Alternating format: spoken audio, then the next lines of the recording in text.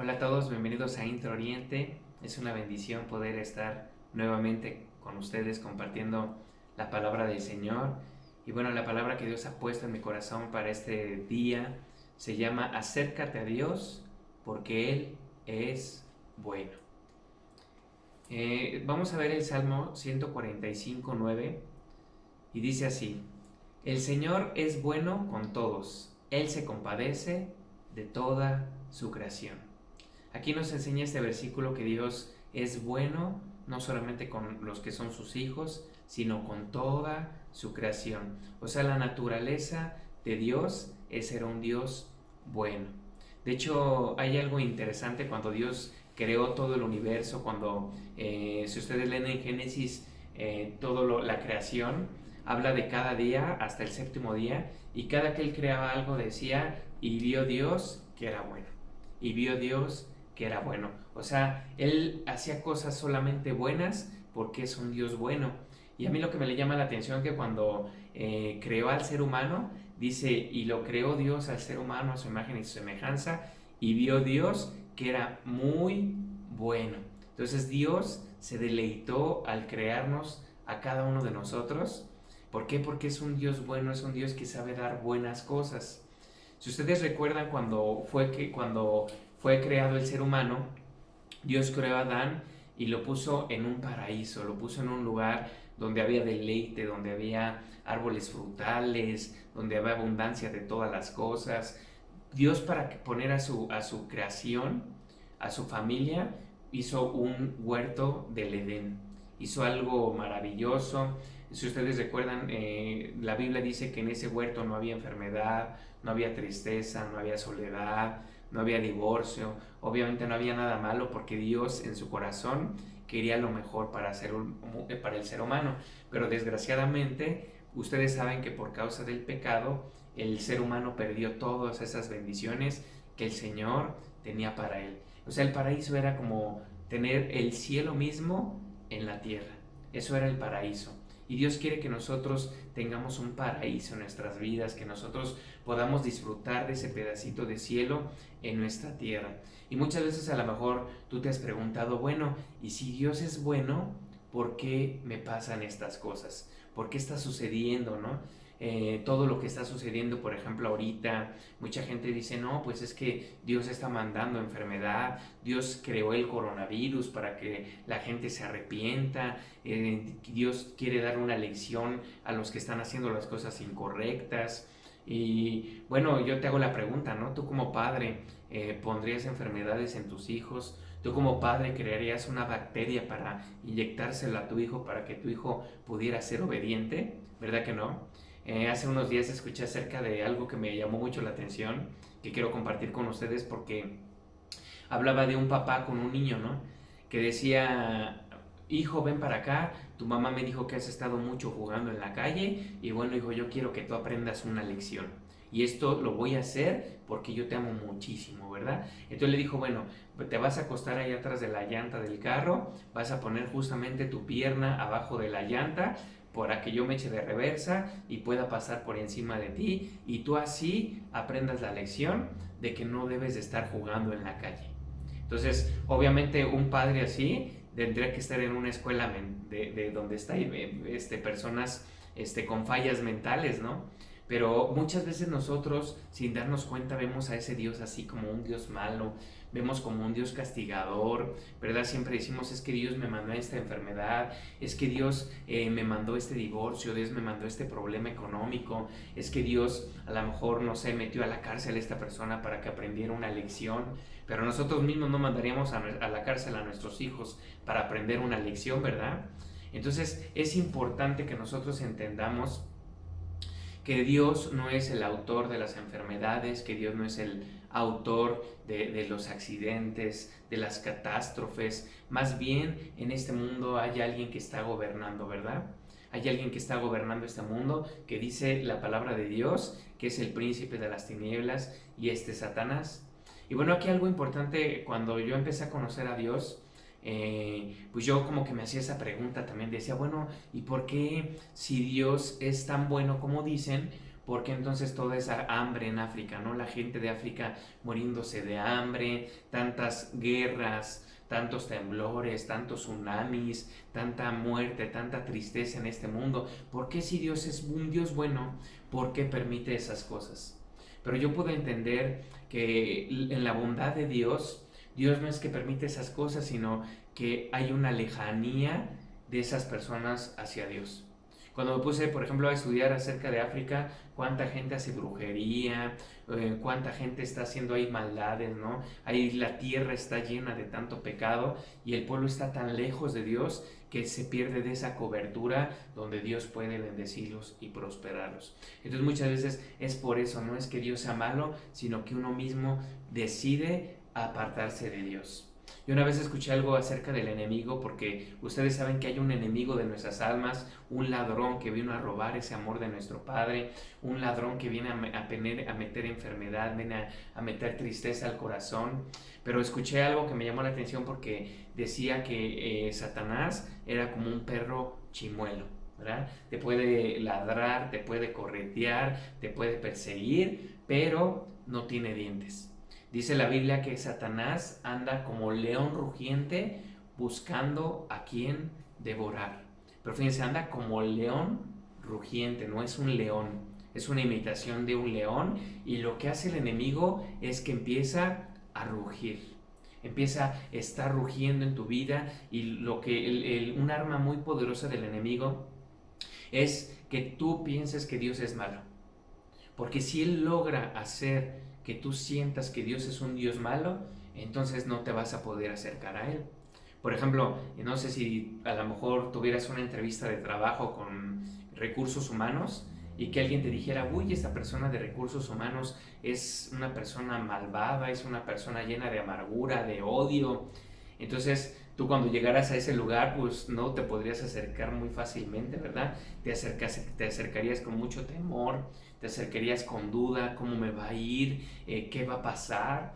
Pero si de repente alguien te dijera, no, vas a ir ahí a esa empresa y yo conozco la de recursos humanos, es una chava buenísima onda, es una chava que te va a tratar muy bien, vas a ver. Entonces tú te acercarías confiado hacia esa persona por lo que escuchaste hablar de ella, ¿verdad? Entonces muchas veces, ¿cuáles fueron las palabras que a lo mejor tus abuelos te dijeron de Dios? Que a lo mejor tus papás te decían de Dios, es que si no haces esto, Dios te va a castigar, es que tienes que hacer esto, tienes que hacer lo otro, tienes que buscarlo, tienes que orar, tienes que hacer. Entonces eso nos hace como un Dios que es un Dios exigente, como un Dios castigador, y como ese Dios que no desea nuestro bien, sino solamente desea estarnos oprimiendo, ¿no?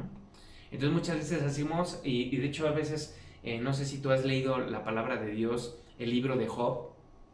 Es bien interesante porque en el libro de Job dice la palabra que está Dios en el cielo y que de repente ve rondeando a Satanás por ahí, que le dice, oye, ¿has considerado a mi siervo Job? Y dice que Dios, Satanás le pidió permiso a Dios para que él pudiera tocar su vida, porque le dijo, pues sí, tú como amas a Job, tú como lo tienes protegido, como tienes un cerco sobre de él, por eso pues te ama tanto, pero a ver, déjalo para ver cómo le va, ¿no? Para ver si es cierto que en verdad te ama.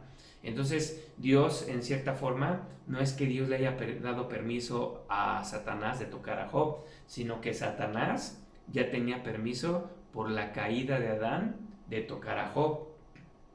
Entonces, aquí hay un versículo que me llama mucho la atención acerca de Job, que como ustedes saben es en el Viejo Pacto y en el Antiguo Testamento, y este versículo es Job 9, 33 al 35.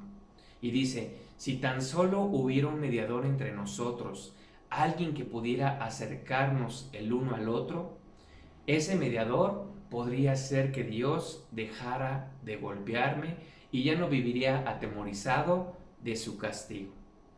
Entonces podría hablar con él sin temor, pero no puedo lograrlo en mis propias fuerzas. Fíjense aquí lo que decía Job. Decía, si tan solo hubiera un mediador entre nosotros. Él estaba hablando con Dios y decía, si hubiera una sola persona que estuviera entre nosotros, alguien que nos pudiera acercar, dice, entonces yo dejaría de ser castigado y yo no viviría atemorizado.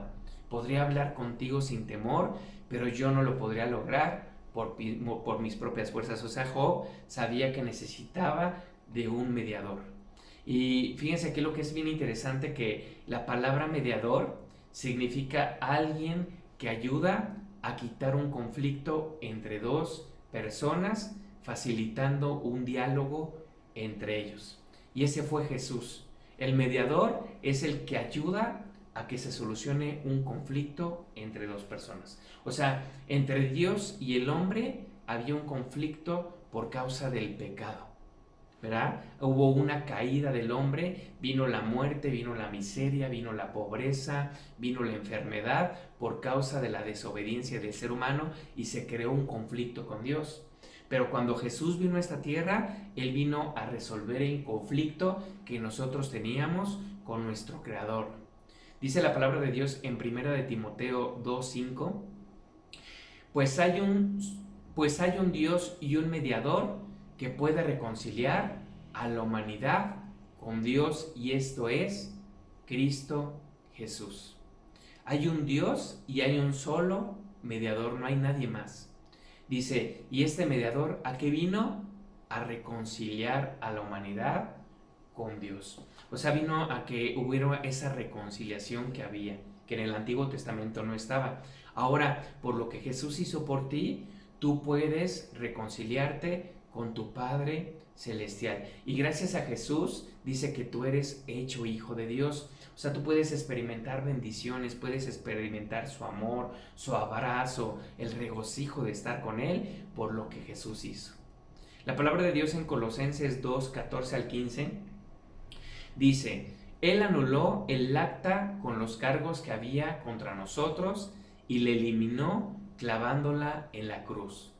De esa manera desarmó a los gobernantes y a las autoridades espirituales, los avergonzó públicamente con su victoria sobre ellos en la cruz. Y se dice aquí que Jesús anuló esa acta de decretos que había en contra de ti. Y me puse a averiguar un poquito lo que es un acta de decretos.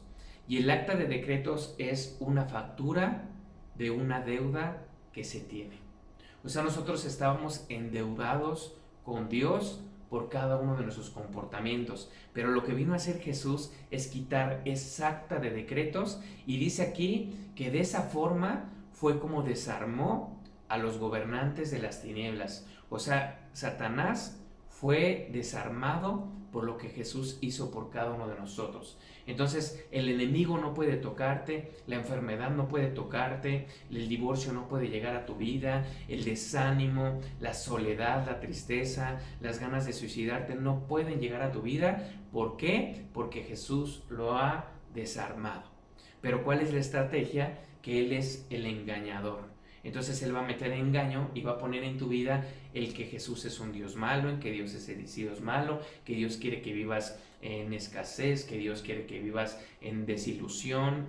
Entonces eso es lo que va a venir a hacer el enemigo en tu corazón, y principalmente, como lo vimos hace rato, si Él logra que tú creas que Él es un Dios malo, entonces vas a ver por consecuencia que tú no te vas a poder acercar a Él, y entonces Él ya ganó la batalla.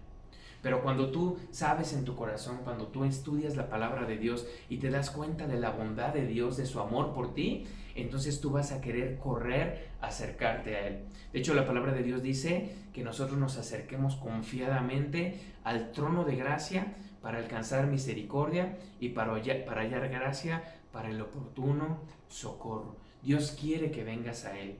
Dice la palabra de Dios en 1 de Juan 3:8, dice, el Hijo de Dios vino a deshacer las obras del diablo.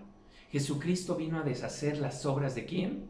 Las obras del diablo. Jesús no vino a deshacer las obras de Dios.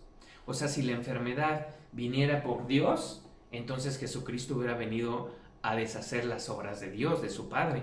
Pero dice aquí la palabra que Jesús vino a deshacer las obras del diablo. Entonces, ¿cuáles son las obras del diablo? Vicios, muertes, tristeza, soledad, desilusión, culpabilidad, desánimo. Todo eso es una obra del enemigo y te quiere mantener esclavo, te quiere mantener cautivo, engañándote y haciendo que tú vivas en esa forma. Porque entonces Él de esa forma te va a tener esclavo todo el tiempo. Dice aquí la palabra de Dios en Mateo 7:11, pues si ustedes, aun siendo malos, saben dar buenas cosas a sus hijos, cuánto más su Padre que está en el cielo les dará cosas buenas a los que se las pidan. Pues la palabra de Dios dice que el Padre que está en el cielo dará cosas buenas. ¿Qué es lo que Dios quiere darte a ti? Cosas buenas. Te quiere dar un buen matrimonio, quiere que tengas una buena familia, quiere que tengas una buena salud, quiere que tengas una buena autoestima, ¿verdad? Él vino a darte cosas buenas, Él vino a bendecirte. Si nosotros, siendo malos, sabemos dar buenas cosas a nuestros hijos, ¿verdad? ¿Qué es lo que queremos para nuestros hijos? ¿A poco no? Queremos, si tuviéramos la posibilidad, pues una buena escuela, que ellos anden en un buen carro, que ellos anduvieran bien vestidos, que ellos coman bien, en una forma saludable. Nosotros queremos lo mejor para los hijos y Dios quiere lo mejor para cada uno de nosotros. La palabra de Dios en Santiago 1:17 dice: todo lo que es bueno y perfecto es un regalo que desciende a nosotros de parte de Dios nuestro Padre, quien creó todas las luces del cielo. Él nunca cambia ni varía como una sombra en movimiento. Todo lo que es bueno y todo lo que es perfecto es un regalo que desciende a nosotros de parte de Dios nuestro Padre. ¿Qué desciende de parte de nuestro Dios?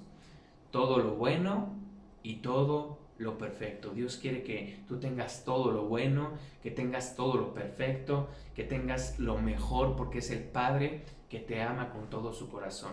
Y Dios quiere en este momento eso. Yo creo que esta palabra es muy importante que la puedas entender, que Dios es un Dios bueno, que Dios es un Dios que te quiere dar todo lo necesario, ¿verdad? Dice la palabra de Dios en Romanos 2:4, dice: o tienes en poco las riquezas de su bondad, tolerancia y paciencia, ignorando que la bondad de Dios te guía al arrepentimiento. ¿Ves? Esto es algo importante. Nosotros no tenemos que tener en poco las riquezas de la bondad de Dios. Dice aquí: no tengas en poco la bondad de tu Dios. Y dice: ignorando que la bondad de Dios es la que te guía al arrepentimiento. O sea, el decir que Dios es un Dios castigador, el decir que Dios es un Dios exigente, que te va a ir mal por hacer cosas malas, que tienes muchas consecuencias negativas, eso no te va a guiar al arrepentimiento. Según esta palabra en Romanos 2:4, dice que la bondad es la que te guía al arrepentimiento. Entonces, ¿cómo trabaja Dios para llevarnos al arrepentimiento? Bendiciéndote. O sea, a veces decimos: híjole, de verdad a veces fallo tantas veces y de verdad tengo esta familia tan preciosa, de verdad Dios no me ha dejado sin comer ni un día. A veces hasta cometemos errores y vemos más la bondad de Dios. Dice la palabra de Dios que donde abunda el pecado, sobreabunda su gracia. O sea, cuando hay ese pecado, cuando hay esas fallas, esos vicios, a lo mejor de repente viene la bondad de Dios a tocarte y es cuando tú te regocijas y dices: híjole, Señor, quiero cambiar, Dios. Quiero cambiar, Señor, no quiero estarte fallando. Tú eres tan bueno conmigo, Señor. Tú me has dado salud, tú me has dado todas las cosas, Señor. ¿Cómo no te voy a corresponder, Señor, llevando una vida, Señor, agradable, Señor, una vida en santidad, Dios? Entonces es importante que entiendas que Dios trabaja de esa forma. La palabra de Dios en Santiago 4:8 dice: acérquense a Dios y Él se acercará a ustedes. Lo único que Dios quiere es que tú te acerques a Él, pero que te acerques sabiendo que Él te ama y que tiene lo mejor para ti. Tienes que decidirlo. Eso es algo que Dios no va a decidir por ti. Acércate a mí, te dice el Señor. Fíjense, la palabra de Dios dice, si ustedes recuerdan, los discípulos, cuando estaba Jesús, los discípulos le dijeron a Jesús: Jesús, enséñanos a orar.